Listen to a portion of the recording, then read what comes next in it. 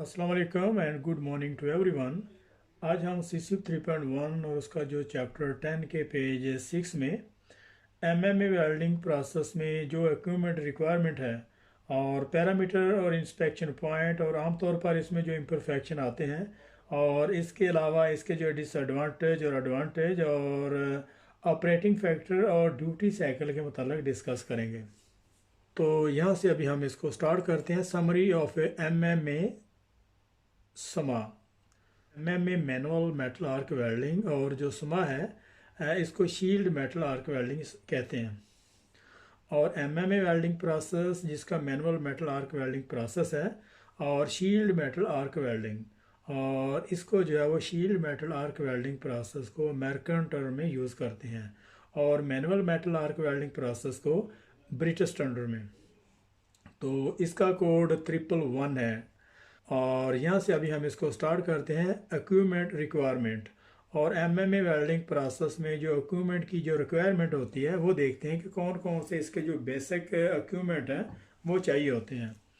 तो नंबर 1 में transformer, rectifier, generator, inverters, constant amperage type.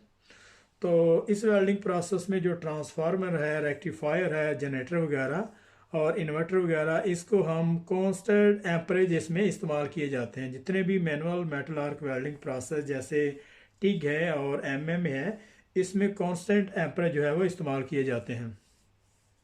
और इसके अलावा सबमर्ज आर्क वेल्डिंग प्रोसेस और मिग मैग जो फुली रोबोटिक हैं, उसमें जो इसका जो कांस्टेंट जो है वो वोल्टेज एम्पेयर इस्तेमाल करते हैं। तो नंबर 2 में a power and power return cable है और इसके अलावा इलेक्ट्रोड होल्डर है नंबर 3 में, और जिसको स्ट्रिंजर भी कहते हैं। और नंबर 4 में इलेक्ट्रोड्स हैं।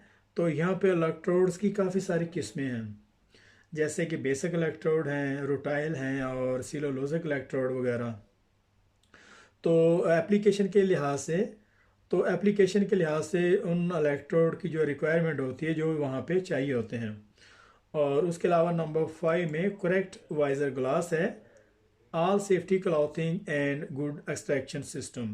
करेक्ट वाइजर, अच्छा वेल्डिंग हेलमेट और उसका जो ग्लास की जो रेटिंग है, और इसके अलावा क्लॉथिंग सिस्टम है और गुड एक्सट्रैक्शन सिस्टम। जहाँ पे वेल्डिंग का काम हो रहा है वहाँ से जितनी भी जो फ्यूम्स हैं उसको किस तरीके से वहाँ से जो है वो रिमूव करना है।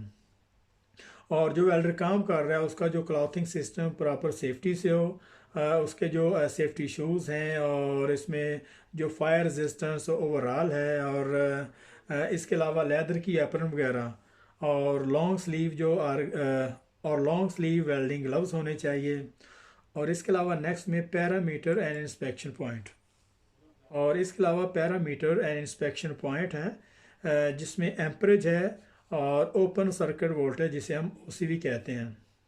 और नंबर 1 में एम्परेज और नंबर 2 में ओपन सर्किट वोल्टेज जिसे हम ओसीवी भी कहते हैं कि ये कंज्यूमेबल और बेस मेटल को मेल्ट करने के लिए जो काफ़ी हैं।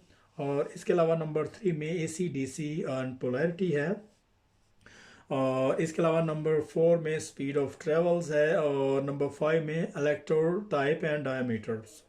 और इसके अलावा नंबर 6 में ड्यूटी साइकिल है और नंबर 7 में इलेक्ट्रिकल कंडीशंस, नंबर 7 में इलेक्ट्रोड कंडीशन और नंबर 8 में कनेक्शंस हैं। और इसके अलावा नंबर 9 में इंसुलेशन है और एक्सट्रैक्शन।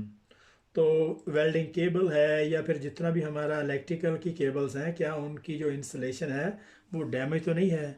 और उसके अलावा एक्सट्रैक्शन सिस्टम, वेल्डिंग फ्यूम है उनको प्रॉपर तरीके से उस वेल्ड एरिया से उसको एक्सट्रैक्ट करना, वहाँ से रिमूव करना और इस चीज़ को चेक करना। और उसके बाद नंबर 10 में एनी स्पेशल इलेक्ट्रोड ट्रीटमेंट, और जो भी स्पेशल इलेक्ट्रोड ट्रीटमेंट है, जो भी जिस कैटेगरी के भी हम इलेक्ट्रोड इस्तेमाल कर रहे हैं, अगर बेसिक हैं तो उनको जो प्रॉपर तरीके से बैकिंग और उनको जो है वो ट्रीटमेंट होनी चाहिए।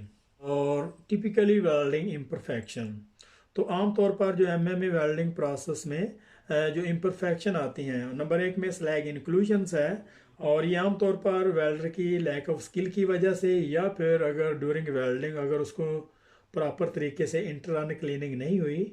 और इसके बाद नंबर 2 में प्रोस्टी है, और ये जो प्रोस्टी है ये आमतौर पर जो इलेक्ट्रोड्स हैं अगर तो उसमें रस्ट लगा हुआ है या फिर उसकी जो कोटिंग है वो डैमेज है या जो इलेक्ट्रोड्स हैं वो गीले हैं तो उस वजह से, और या फिर अगर बेस मेटल को प्रॉपर तरीके से क्लीन नहीं किया तो इस वजह से पोरोसिटी के आने के चांसेस होते हैं। तो नंबर 3 में lack of root fusion and penetration. तो नंबर 3 में लैक ऑफ रूट फ्यूजन है और पेनिट्रेशन जो है इसमें आने के चांसेस होते हैं। और उसके अलावा नंबर 4 में अंडर कट है। अगर हम प्रॉपर जो है वो एंगल से उसको इलेक्ट्रोड की जो प्रॉपर डिग्री है उसके हिसाब से अगर वेल्डिंग नहीं कर रहे तो वहाँ पे अंडर कट आने के चांसेस होते हैं। और उसके अलावा आर्क स्ट्राइक है। और ये आमतौर पर जब भी जो नया इलेक्ट्रोड स्टार्ट करते हैं तो ये प्रॉब्लम उसमें अक्सर आने के चांसेस होते हैं। तो इसमें इनकरेक्ट जब आर्क स्ट्राइकिंग की जाती है तो उस वक्त ये प्रॉब्लम आती है। तो नंबर 6 में H2 क्रैक्स है और इलेक्ट्रो ट्रीटमेंट। और ये बहुत ज़्यादा इम्पोर्टेंट यहाँ पे एक क्वेश्चन है कि हाइड्रोजन क्रैकिंग किस वजह से आती है। कि जब हम इलेक्ट्रोड को प्रॉपर तरीके से बैक नहीं करते और जब हम इलेक्ट्रोड्स को प्रॉपर तरीके से उसकी जो ट्रीटमेंट नहीं करते उसको बैकिंग नहीं करते उस वक्त हाइड्रोजन क्रैकिंग आने के चांसेस होते हैं। तो इस वेल्डिंग एमएमए वेल्डिंग प्रोसेस के जो एडवांटेज और डिसएडवांटेज हैं उन पे डिस्कस करते हैं। तो सबसे पहले हम बात करते हैं एडवांटेज की। तो नंबर 1 में फील्ड और शॉप यूज़। और ये वेल्डिंग प्रोसेस जो है वो फील्ड और साइड पे बहुत ज़्यादा कॉमनली जो है वो पॉपुलर इस्तेमाल होने वाला वेल्डिंग प्रोसेस है क्योंकि इजी से हर जगह पे इसको जो है वो ले जाया जा सकता है। और नंबर 2 में रेंज ऑफ द कंज्यूमेबल्स। और इस प्रोसेस की जो कंज्यूमेबल है उनकी रेंज बहुत ज़्यादा वाइड है, बहुत ज़्यादा इलेक्ट्रोड इसमें शामिल हैं। तो नंबर 3 में ऑल पोजिशनल है। ये हर पोजीशन पे आसानी से इसको इस्तेमाल किया जा सकता है। नंबर 4 में वेरी पोर्टेबल है, बड़ी आसानी से एक जगह से दूसरी जगह पे इसको जो है वो शिफ्ट कर सकते हैं। और नंबर 5 में सिंपल इक्विपमेंट है। इसके जो इक्विपमेंट है बहुत ज़्यादा सिंपल हैं। जस्ट थोड़ी ट्रांसफार्मर, रेक्टिफायर, 2 केबल होती हैं, इलेक्ट्रोड होल्डर होता है और एक अर्थ क्लैंप। और इसी तरीके से ये जो है एमएमए वेल्डिंग प्रोसेस जो है बड़ी आसानी से कहीं भी शिफ्ट जो है आसानी से हो सकता है। और इसके अलावा जो इसके डिसएडवांटेज हैं तो डिसएडवांटेज में नंबर 1 में हाई स्किल फैक्टर इसमें रिक्वायर होता है। हाई स्किल जो वेल्डर है, जो अच्छी डेक्सटेरिटी, जिस वेल्डर में अच्छी डेक्सटेरिटी है और उसका एक्सपीरियंस है वही जो है वो इस प्रोसेस को प्रॉपर तरीके से कर सकता है। और नंबर 2 में आर्क स्ट्राइक्स स्लैग इंक्लूजन। और इसका दूसरा जो डिसएडवांटेज ये है कि इसमें आर्क स्ट्राइक होने के चांसेस बहुत ज़्यादा होते हैं।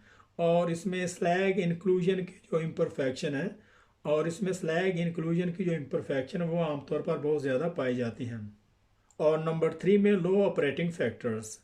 तो ये बहुत ज़्यादा लो प्रोडक्टिविटी कास्ट देता है ये वेल्डिंग प्रोसेस, क्योंकि बार बार इसके जब इलेक्ट्रोड चेंज होते हैं फिर उसकी जो क्लीनिंग करना पड़ती है तो इस वजह से इसकी जो प्रोडक्टिविटी है वो हमें लो मिलती है।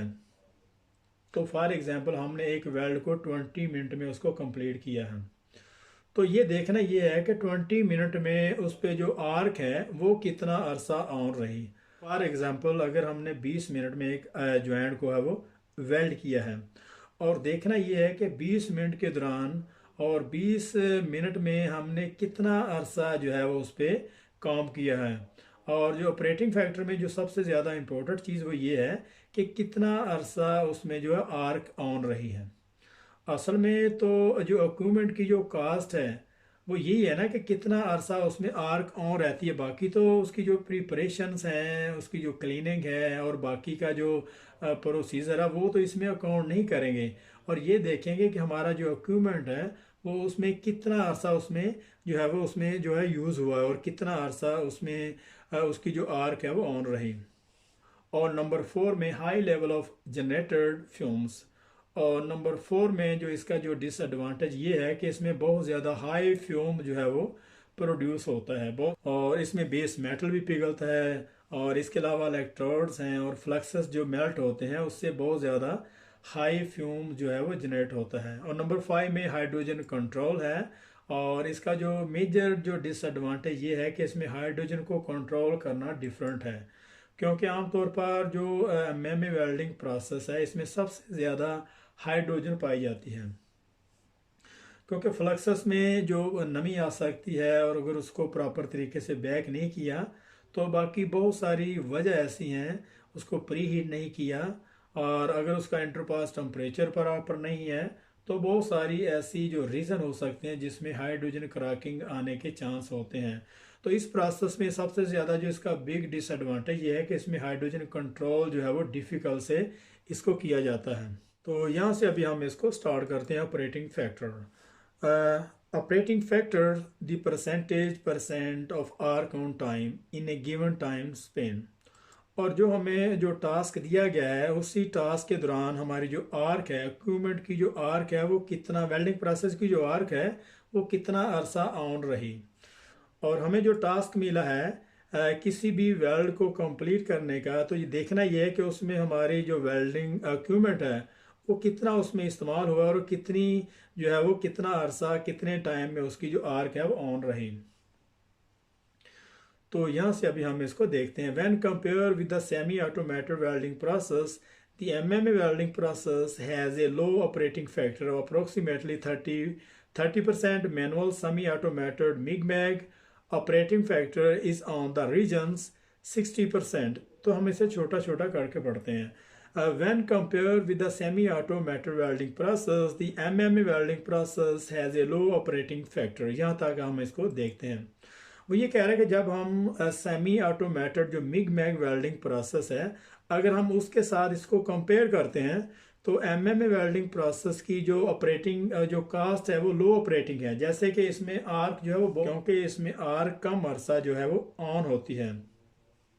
अगर हम सेमी ऑटोमेटेड वेल्डिंग प्रोसेस से अगर एमएमए वेल्डिंग प्रोसेस को कंपेयर करें तो एमएमए वेल्डिंग प्रोसेस में 30% इसकी जो आर्क है वो ऑन रहती है, बाकी 70% इसका जो क्लीनिंग है, इसकी जो बाकी की जो प्रिपरेशन है उसमें टाइम जो है वो ज़ाया हो जाता है।